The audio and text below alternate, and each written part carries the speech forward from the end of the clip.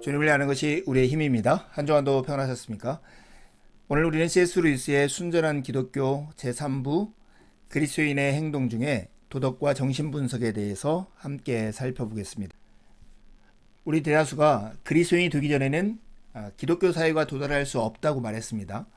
물론 이것은 먼 훗날 꿈에 그리던 그날이 오기 전까지는 이 사회와 관련하여 어떤 일도 하지 않아도 된다는 뜻은 아닙니다.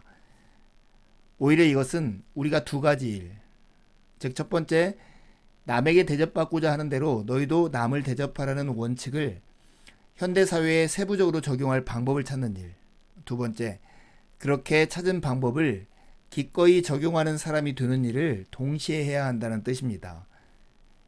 이제 기독교가 말하는 선한 사람이란 과연 어떤 사람인가에 대해, 즉 인간이라는 기계에 대한 기독교의 설명서에 대해서 살펴보고자 합니다.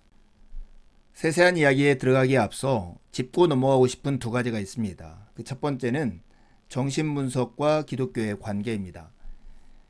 우리는 기독교 도덕이 인간이라는 기계를 올바로 움직이기 위한 기술이라는 주장을 들을 때 아마 이와 비슷한 주장을 하는 듯한 다른 기술, 즉 정신분석과 기독교가 어떤 관계에 있는지 알고 싶을 것입니다.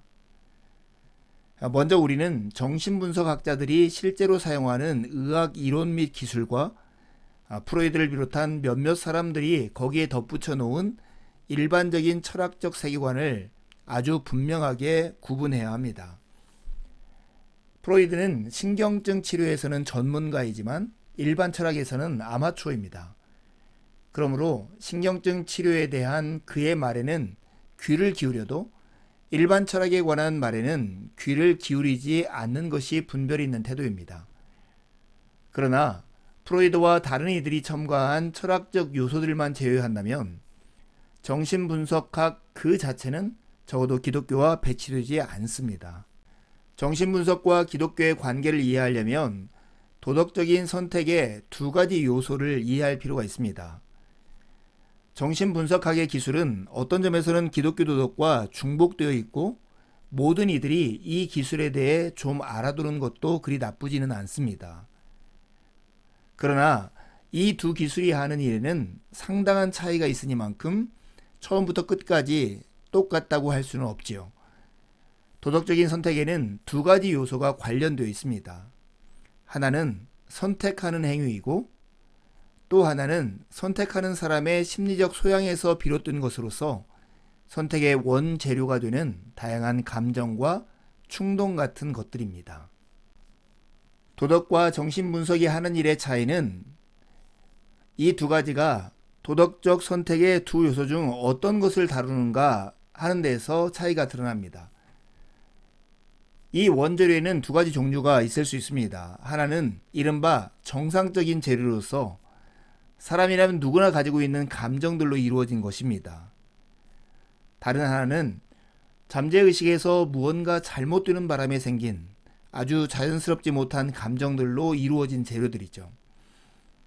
정신분석학자들이 하는 일은 두 번째 종류에 속하는 비정상적인 감정들을 제거해 주는 것, 즉 선택하는 행위에 좀 더 좋은 재료를 제공해 주는 것입니다. 그러나 도덕은 선택하는 행위 그 자체와 관련이 있습니다. 원재료를 아무리 향상시킨다 해도 그것과 다른 문제, 즉 주어진 재료를 가지고 자신의 이익을 먼저 추구할 것인가, 뒤로 미룰 것인가를 자유롭게 결정해야 하는 진정한 선택의 문제는 여전히 남는 것입니다. 이런 자유로운 선택은 도덕이 관여하는 유일한 영역입니다. 도덕적 선택의 두 가지 요소를 이해하면 정신적인 문제에서 병과 죄의 차이를 또한 이해할 수 있습니다. 심리적인 재료가 나쁜 것은 죄가 아니라 병입니다. 따라서 회개할 것이 아니라 치료받아야 합니다. 이 점은 아주 중요합니다. 인간은 겉으로 드러나는 행동을 보고 서로를 판단합니다. 그러나 하나님은 사람들의 도덕적 선택을 보고 판단하십니다. 우리는 사람의 원재료에서 나온 선택의 결과만을 봅니다. 그러나 하나님은 인간의 원재료만 보고 판단하는 것이 아니라 그 원재료로 무엇을 했느냐를 보고 판단하십니다. 먼저 짚고 넘어가야 할 사항 두 번째는 도덕이 하나님과의 흥정이라고 하는 오해를 불식시키는 것입니다. 사람들은 기독교 도덕을 내가 이 많은 규칙들을 지키면 상을 주고 지키지 않으면 벌을 주겠다고 말하는 하나님과 흥정하는 일로 생각할 때가 많습니다. 그러나 기독교 도덕에서 우리가 매번 선택을 내리는 행위는 우리의 중심, 즉 선택을 내리는 그 부분을 조금씩 전과 다른 모습으로 바꾸어가는 일입니다. 수없는 선택으로 이루어지는 우리의 생애 전체를 놓고 볼 때 우리는 이 중심부를 평생에 걸쳐 천국의 피조물로 바꾸어 가든지 지옥의 피조물로 바꾸어 가는 것입니다. 우리는 하나님, 다른 피조물들, 자기 자신과 어울려 살아가는 피조물로 바꾸어 가든지 하나님, 동료 피조물들, 자기 자신을 미워하고 그것들과 싸우는 피조물로 바꾸어 갈 수 있습니다. 전자가 되는 것이 천국의 삶입니다. 그것은 기쁨과 평화와 지식과 능력의 삶이지요. 후자가 된다는 것은 광기와 공포와 어리석음과 분노와 무능함과 영원한 외로움을 겪게 된다는 뜻입니다. 그래서 중요한 것은 중심의 자아의 그 행동이 어떤 흔적을 남기느냐입니다. 기독교 제자들은 아주 엄격해 보이는 때가 있는가 하면 지극히 자유롭고 태평스러워 보일 때가 있습니다. 생각으로 지은 죄는 엄청나게 심각한 일처럼 다루다가도 끔찍한 살인이나 배신 행위는 회개만 하면 다 용서받을 수 있는 일처럼 말하기도 하지요. 그들이 염두에 두는 것은 지금은 사람의 눈에 보이지 않지만 앞으로 영원히 우리 각자가 감내하게 될 또는 즐기게 될 그 작은 중심의 자아에 그 행동이 어떤 흔적을 남기느냐 하는 점입니다. 올바른 방향으로 나아간다는 것은 큰 복입니다. 올바른 방향으로 나아가면 평화뿐 아니라 지식도 얻게 된다는 사실을 잊지 마십시오.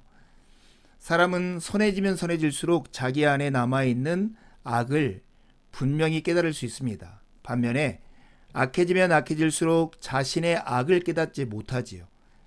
어느 정도 악한 인간은 자기가 그리 좋은 사람은 못 된다는 것을 압니다. 그러나 철저하게 악한 사람은 자기가 옳다고 생각합니다.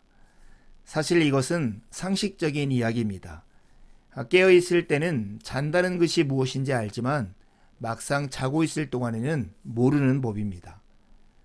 맑은 정신으로 제대로 계산하고 있을 때에는 실수를 해도 금방 알아채지만 틀리게 계산하고 있을 동안에는 자기 실수를 알아채지 못합니다.